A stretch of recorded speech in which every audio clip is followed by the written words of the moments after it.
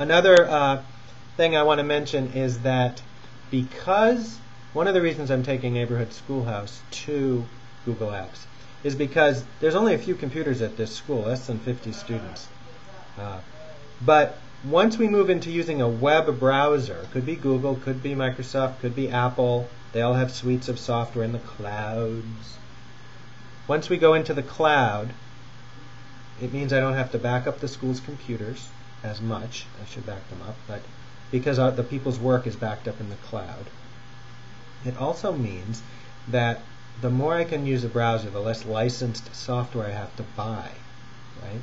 Because all I need is a web browser to get to my applications, my word processing, my files, the students' digital lockers, by the way, in Google. So, the more I can get to a browser, the more I can use any donated computer. Microsoft Windows, old versions of Windows, older Macs, as long as they can run a modern browser. And then I can use Linux machines, running something called Ubuntu. Ubuntu is free, and OpenOffice is free because it's Linux. And before I get into a little bit more about that, when you go to an IT department and ask for a donated computer, one of the things they worry about is security.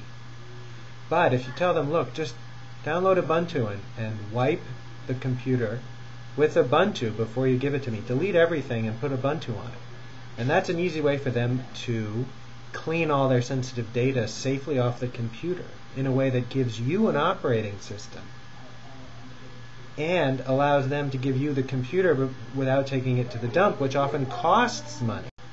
So I can take an old computer and I can install Ubuntu, which is just a name for an operating system, and it'll run very fast because Ubuntu is very small and simple. So I get another year or two out of these computers for the Neighborhood Schoolhouse. Feel free to contact me if you have any questions, and good luck out there if you're going into the clouds.